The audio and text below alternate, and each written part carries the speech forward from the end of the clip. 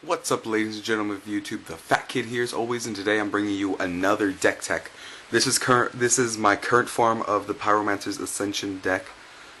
So it's basically just a combo deck and draw a lot of cards and stuff. So if you're looking to run a Pyromancer's Ascension deck, I would strongly recommend this one. Found some success with it. I'm still learning how to play. It's very fun, and it's just an overall good time and a good deck. So let's just get straight to it. First, you have the actual engine of the card. It's Pyromancer's Ascension, of course. But now I'm going to go over to the cards that make this go. Of course, we all know Pyromancer's Ascension does it. Whenever there's a copy, or whenever you cast a spell that's already in the graveyard, you get a counter on it. And when it has two counters, you can copy every single spell you cast, or every instant and sorcery. So these are the cards that make it go. We have 4 Ponders, of course, for drawing power and stuff. We have 4 Giltaxic Probe, or Giltaxin Probe. The Probe from New Phyrexia. The reason I run this is because it costs a Phyrexia blue mana, so that helps a lot, and you get to see your opponent's hand, and you get to draw 1 card. So it cycles itself for 2, for a land and mana, and draw a card, and it's just another way to get the Ascension going. We have Tezzer's Gambit as our last draw spell. I was running Sebions and Preordains. Preordains, I didn't run them as long because I didn't have a full playset and they're impossible to find right now. But Sebions, I wasn't that big of a fan, just because you had to give a card back and I just wouldn't want to. There's many times that I just want to keep both. And then the Proliferate, when it, in case you didn't know, Tezzer's Gambit is 3 colorless and a blue Phyrexia. And you get to draw 2 cards and then Proliferate. Well, the Proliferate's good for getting the Ascension going some more and just all that. Call to mind. When your Pyromancer's Ascension is running, like active, you can loop 2 of them, just constantly going. I'm running 3 right here. You can run 2. The reason I'm running 3 is because I really didn't have anything else, any more room in the deck. So yeah, that just returns an instant sorcery card from your graveyard to your hand. This is the way you win, though. You have Arc Trail, which is pretty good against creature-based decks. I usually board them out if I'm playing any sort of control. The only thing about it is, if there's no actual targets besides that player, you're gonna have to hit yourself for 1, which is not that big of a deal. Especially when you think about it, you're paying 2. If Ascension's active, you're paying 2 to deal 4 and hit yourself for 2. So it's not bad. It's just not ideal, but.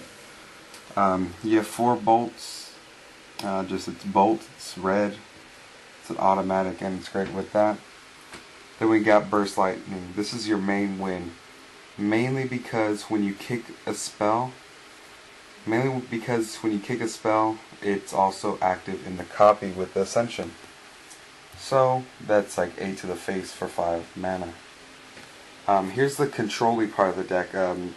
I've been wanting to expand this parts of the deck more, but I really don't see any room for it, and I like it at 8 right now because you never know really what you're playing. You have 4 mana leaks, because their mana leaks are amazing, and 4 Into the Royals, which is it's just a good way to get rid of creatures, because say you want to save up burn or the creatures are just too big, and it's also a draw spell. I also find Into the Royal a great way. Every card that you see is a great way to get Pyromancer's Ascension going, except for Mana Leak. That's the one thing you don't want to be throwing away. And then for lands, I have 3 fetch lands, 2 Scalding Tarn, and a Terraform Expanse. You can run 4, be fine, I just don't own them. I have 2 Helmar Depths, just a great wussy ponder. It's a great turn 1, just so you see what you're getting yourself into and just get your draw spells going that much quicker. I'm running 8 islands, just because a majority of the cards are blue, and then I'm running 7 mountains, so it's about even. So that's basically the main board of it right now. Let me go to the sideboard. Alright people, let's get on to the sideboard of my Pyromancer's Ascension deck. Let's first start off with 3 Spell Pierce. I feel this is a necessity against control decks where you're just going to be countering each other's stuff just so you can get your Ascensions going. You have to like, just so you can actually get Ascension on the field, you most likely will have to Spell Pierce it because they'll have those mana leaks ready and such. So that's a necessity. Right here I have 4 so I have 3 Spell Pierces. I want to expand to 4. I'm kind of iffy on it because I think 8 counters is kind of a lot because you still want to have like the deck moving. I don't know. Here's 4 Pyroclasms. Great against vampires. Basically kills everything. Especially if you have Ascension going. Just swipes the board. Good against elves. Good against just really creature-based decks. Just a good overall card. I have 4 Spreading Seas. Just to get rid of the Valakut decks. I really don't know what else to run besides them. I really don't know what other card would fit into dealing with Valakut in the sideboard. So I just put it Spreading Seas. Turns it into an island. You can turn manlands into islands, and you get to draw a card. It's not so bad.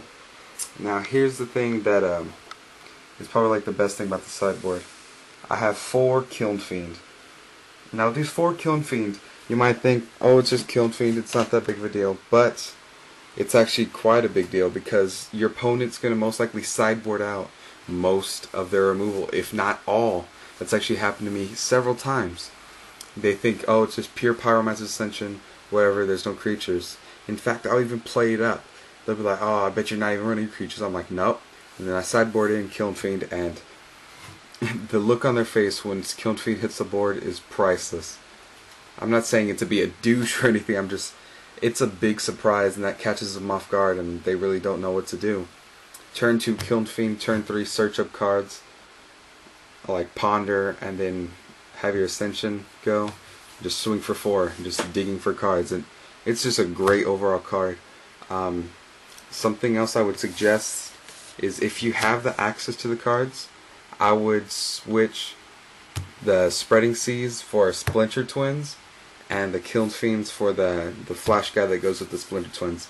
That makes an extremely deadly combo that takes the Kiln Fiend to the next level. The only thing you have to be worried about is actually getting the Splinter Twins onto the guy.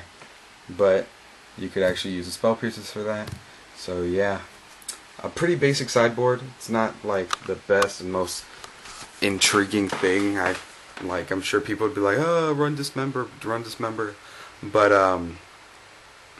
you can't fit everything in, guys. I'm sorry, but that's basically my Pyromancer's Ascension deck. It's pretty good. I think leave any suggestions on it if you think you can make it better. I know the Splinter Twin combo would be great in it. I just don't have the card, sadly. But that is my Pyromancer's Ascension deck. If you liked it, leave a like rating. If not, well, leave a like rating. Leave me some feedback in the comments. Let me know if you enjoy these deck techs, and constructive criticism much. Not basic. Don't say my camera quality sucks. I know. It's just I'm broke because I spent money on magic. But you know, talking stuff like that. But that's basically it. Fat Kid here. Rate, subscribe, comment. Signing out.